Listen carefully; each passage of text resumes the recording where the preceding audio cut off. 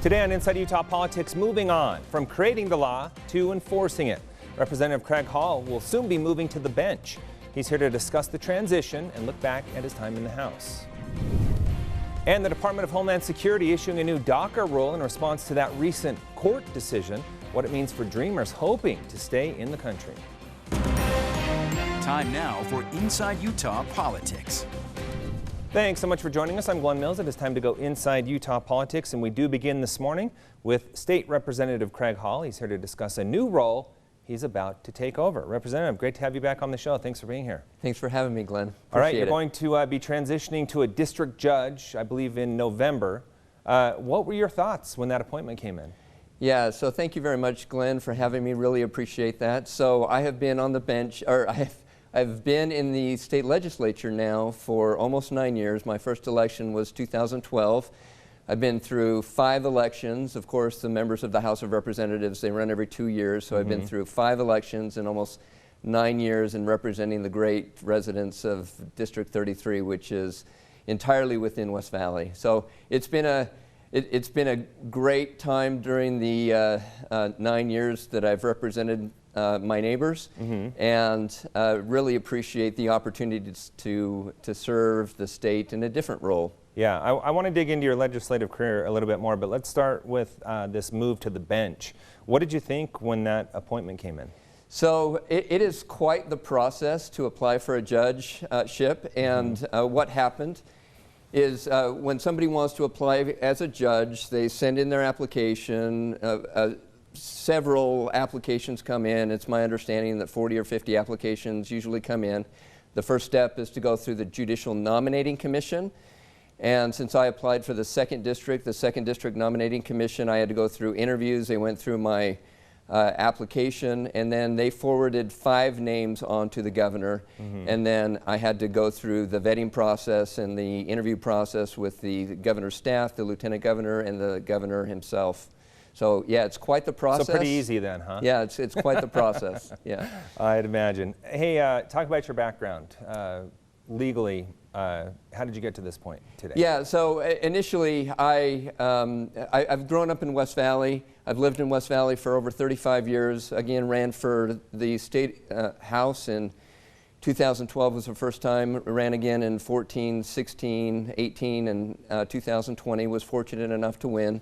Of course, the state legislature is a part-time job, and it's not a career. It's a part-time job, and so everyone in the legislature typically has a different job where they earn the money, where they can pay the bills. And I've been an attorney now for about 22 years. I've focused on civil litigation for that entire 22 years, and so I just thought that this was a great time to make this transition, and I'm fortunate to have the opportunity to do that. And if I remember right, you went to school, law school at Baylor. Is that correct? Yes, I graduated from Utah State for my undergrad. I got a political science degree and a minor in Spanish, and then went to Baylor Law School in Waco, Texas. And then my first job out of law school was with a federal judge as his law clerk, and then practiced in Texas for a while and came back to Utah in 2006 and have been practicing law in Utah since 2006. Okay, let's take a deeper look at your legislative career throughout those years. You gained a reputation of being a respected and reasonable lawmaker. What are your thoughts on that coming to an end? Yeah, so it has really been an honor representing my neighbors up at the state capitol. Each of us represent around 40,000 individuals, and I knew that it would be a great honor representing my neighbors up at the state capitol. And what I cared about most was just West Valley. I tried not to get too much into the Republican or Democrat thing, but rather making sure that my constituents were taken care of up at the state capitol, those great residents from West Valley. And so that's what I cared about the most. I guess my priorities were kind of, making sure that our public education system was paid attention to, looked after, making sure that we had good West Side representation, and making sure that our economy continued to go well. So those were kind of my priorities throughout my legislative career. You were not afraid to vote against your Republican colleagues. You did that multiple times. Was that a result of the way you really approach that, or just knowing the makeup of your district and truly wanting to represent them? Yeah, it's mostly the latter, Glenn, and I appreciate that. You know, again, what I really cared about most is making sure that I represented the great residents of West Valley. And if it was good for the residents of West Valley and it was a Democrat bill, then I would vote for it. If it was a Republican bill and I didn't feel that it was the best thing for West Valley residents, then I would occasionally vote against that as well. So again, my priority was making sure that I represented my constituents in a way that my constituents reached out to me and let me know how they felt about any particular bill. And they did keep sending you back, albeit some of the races were close. Was it kind of hard to go through that every 2 years? Yeah, so there are, of course, 75 members of the House of Representatives, and there are really only 12 or 14 races that are really competitive in November. And every time we had an election, every 2 years, my race was close. And that's just a little bit of the makeup of West Valley. And frankly, West Valley leans Democrat. Most of the areas lean Democrat. And so I was really fortunate and had to work hard and had to be responsive to my constituents and listen and make sure that they felt heard and respected in order to be successful in November. So that was really my priority. So we kind of had a running joke. Anytime I saw a huge news story, me and other colleagues in the media would say, okay, here's Representative Craig Hall's bill for next year. Why was it that you're always willing to step up and take on really tough issues? Yeah, so I wanted to make sure that my time in the Utah legislature was worthwhile. I've seen lots of legislators come and go throughout my time, and I wanted to make sure that I made it worthwhile. And so I was not afraid to take some of the big issues. And frankly, I took issues, again, to repeat myself, I took issues that I felt were good for the residents of West Valley. And sometimes, they were issues that were controversial, but that's perfectly fine. And I just wanted to make sure that my constituents, those that I represented, were well taken care of. And just, it was an honor of a lifetime representing the great residents of District 33 in West Valley up at the state capitol. If you could, we have about just a minute and a half or so left. Talk about some of the most memorable moments during your time in the legislature. Yeah, so I knew that it would be a real honor representing my neighbors up at the state capitol, but one thing I did not really fully anticipate and appreciate was how great it would be to associate with the other members of the legislature, Republicans and Democrats and moderates and everyone in between, both in the Senate and the House. It was just such a great honor associating with these great individuals, even those individuals that I didn't vote the same with on a frequent basis. Some of them are my dearest friends, and so just really appreciate that opportunity that I've had and look forward to serving the state of Utah in this new capacity. Okay, so you will resign from the legislature when and start your new job as a judge when? Yeah, so I will be, I've been confirmed by the Senate, and I will be resigning from the legislature in early November and then be taking the bench a few days later. And so there's not much of a gap, and looking forward to applying the law as it is written without regard to any personal policy preference. That was different when I was a legislator, but looking forward to applying the law as it's written. Right. Representative Craig Hall, it's been great to have you on the show over the years. Thanks for being here again, and best of luck to you. Yeah, thank you so much, Glenn.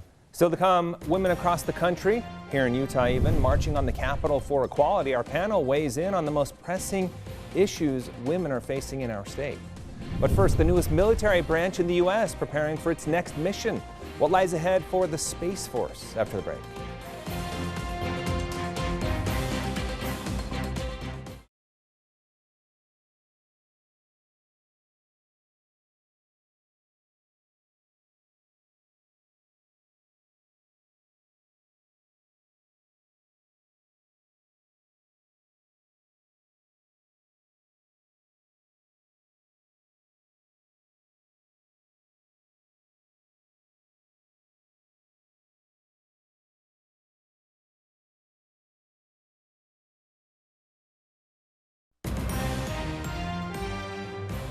In July, a federal judge brought the DACA program to a halt, saying new applications could no longer be accepted because the program was unlawful, in part because Congress should create such a law, not a president. Washington correspondent Alexandra Limon reports the Biden administration and Democrats in Congress are taking steps to try to revive DACA. The Biden administration wants to save DACA and has a new rule to reestablish the program after a federal judge stopped new applications in July. That sends a clear message that the Biden administration knows that DACA is a successful policy. But a federal judge said DACA wasn't established through the right process and that Congress needs to act. We all know DACA is not a permanent solution. The reality is Dreamers have been standing on shaky ground for far too long. Lawmakers from both parties say they support Dreamers. Their parents violated the law, but I don't think it's right to say that the kids violated the law, and that's why I don't think they should be deported. They've lived here for 10 to 15 years, 20 years. They have no status. So a pathway to citizenship for them. I'm fine with that. But 20 years after the DREAM Act was introduced, it still hasn't passed. Immigration advocates now want lawmakers to push through immigration reform this year with only Democratic support. The Senate parliamentarian recently struck down that idea, but Democrats may try again. Senate leaders are going back to the parliamentarian with different alternatives, including, for example, not a reform to the whole immigration system, but using existing law. One idea is to reset the clock on who qualifies to apply for green cards based on when they arrived in the United States. In Washington, Alexandra Limon. The newest military branch in the U.S., the Space Force, is preparing to launch its next mission, adding more satellites to the Earth's orbit to detect and track missiles that can often fly under the radar. Washington correspondent Jesse Tenor reports on the branch's latest operations.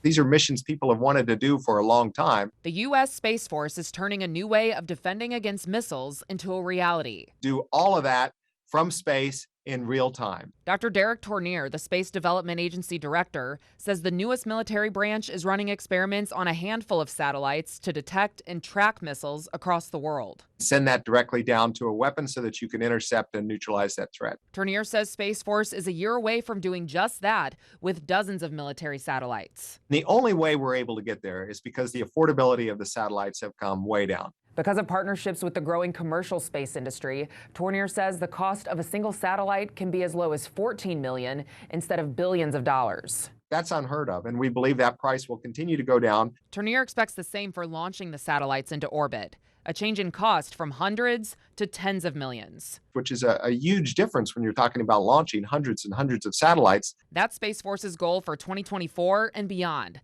A pace they say they need to keep up with countries like China and Russia, who also have a key interest in space defense. In Washington, I'm Jesse Tenor. Coming up, Utah Senator Mike Lee pushing back at the president's vaccine mandate plan. Our panel debates after the break.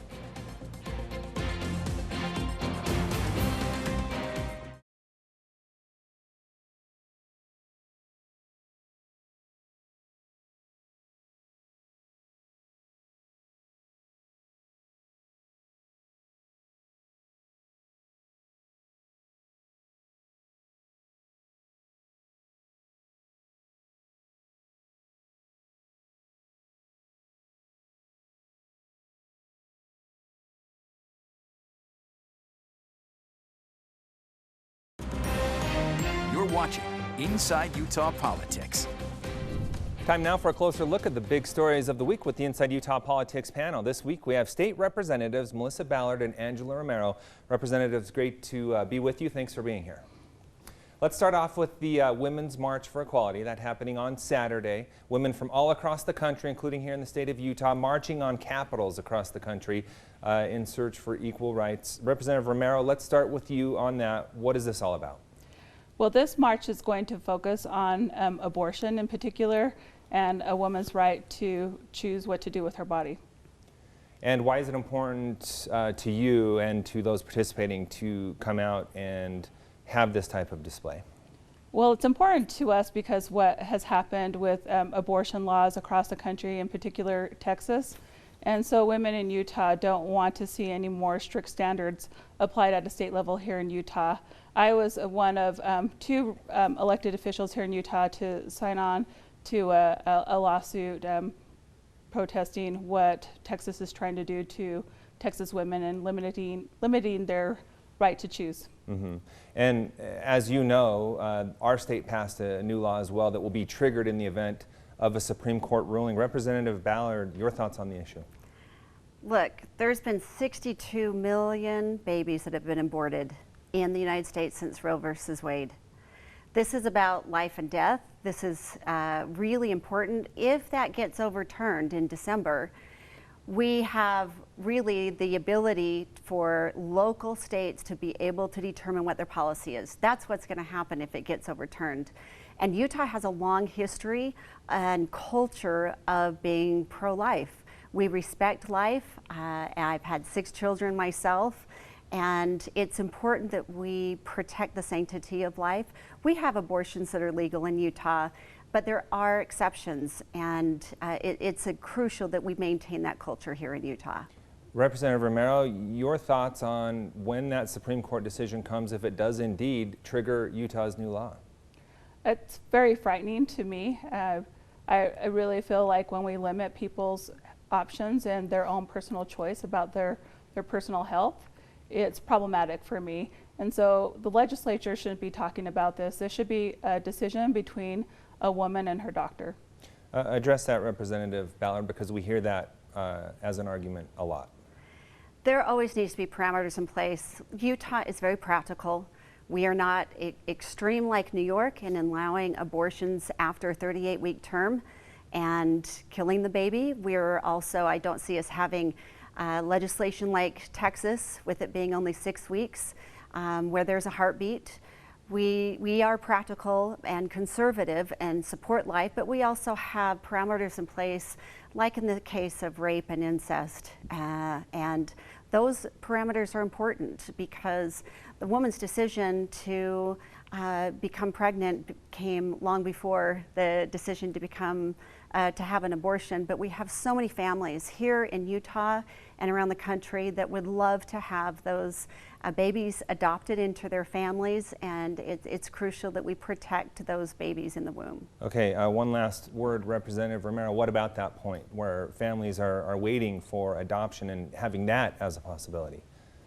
You know, families that choose to adopt, I give them credit for that, but I don't want to take away from somebody's right to have an abortion. There are many situations where it might not be rape, it may not be incest, it may be a medical issue, and it's really not my place to insert myself in that decision when a woman has that conversation with her family and her doctor.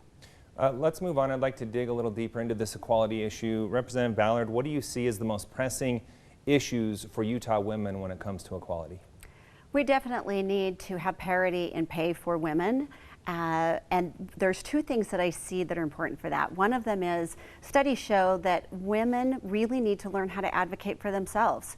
They often are in the same positions, the same jobs, but they need to be willing to voice their desires for a raise, their desires for a higher position.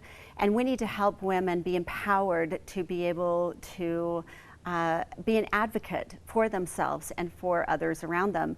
And secondly, there's a lot of work being done right now in Utah for intergenerational poverty, and that's a crucial aspect for us to be able to help those who are in poverty, and many of those are women or single moms, that we need to help them to be able to have skills and education, safe place to live, but especially the higher education institutions and USHE have really provided with the Promise Scholarship in the last couple of years funding for those in financial need to be able to get nearly all of their education paid for between FAFSA and the Promise Scholarship. So we're doing a lot and still a lot more to do.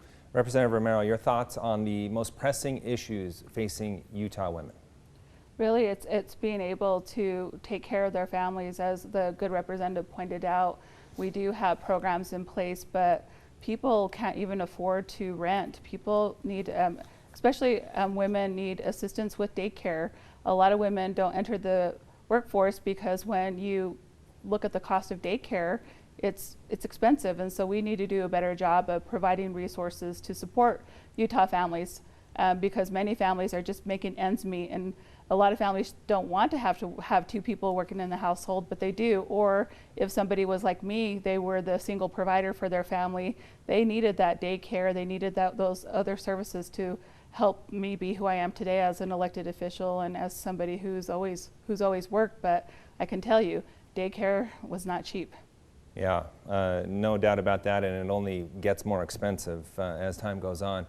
I want to move on to another topic, a big one during the week. Senator Mike Lee from Utah really hammering on the president's vaccine mandates, pulling out a series of bills trying to roll back on the mandates or other measures on that. So this is a quote that he said during the week that I want to read off real quick. "Threatening the employment of millions of Americans and making employers become enforcers is not how our country will return to normal."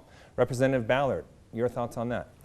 It is overreach. In fact, the Utah legislature did a preemptive strike in the 2021 session. We actually gave the governor and the Utah Attorney General authority to have executive orders be pronounced unconstitutional if they meet those standards. And this is definitely unconstitutional. It is an overreach for the President of the United States to have executive orders telling businesses when they should or should not have vaccinations or test to stay. The more local we can have those decisions, the better off we are to be able to make adjustments for what is happening in our health community circumstances. So more local, the better. Representative Romero, do you agree with those terms, overreach and unconstitutional?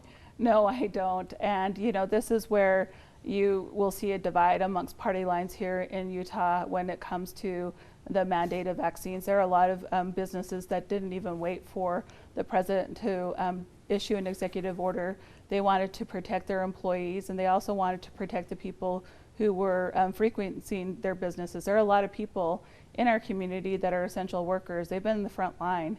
And for me, as a citizen of Utah, as soon as I was eligible to get vaccinated, I did. And so I don't really have an issue with the mandates, because this is how we're going to curb this virus and all the variants that have come with it.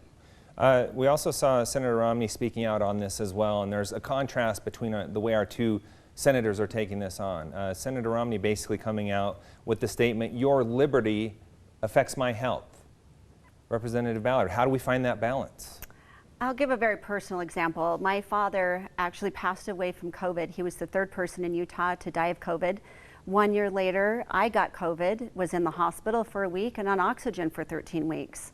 Thereafter, I was eligible to receive a vaccine, and my family have all been vaccinated.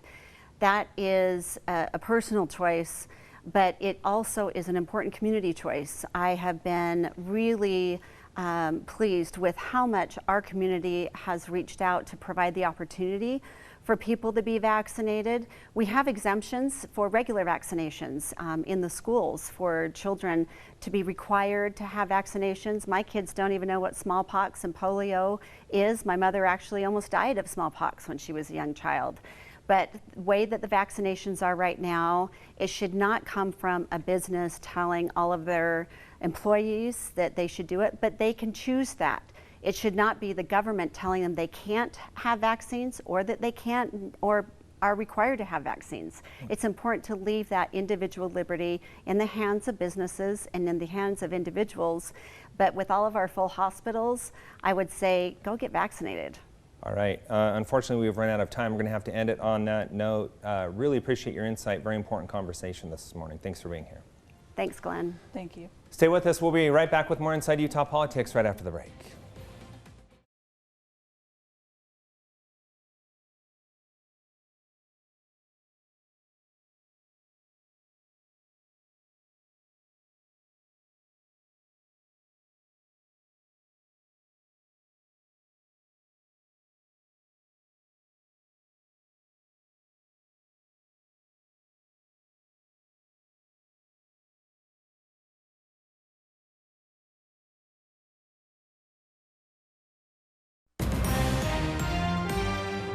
We leave now to look at what's on the radar in the world of politics. The municipal general election is coming up. Mail-in ballots will start to arrive the week of October 11th. Election day is Tuesday, November 2nd. 23 cities are participating in ranked choice voting. Make sure to connect with me on social media. I'd like to know what you think of this show and other issues important to you. You can email me at InsideUtahPolitics@abc4.com. You can also follow me on Facebook and Twitter. Just log on and search Glenn Mills ABC4. Thanks so much for making us part of your Sunday morning. We hope to see you again next week as we go inside Utah politics.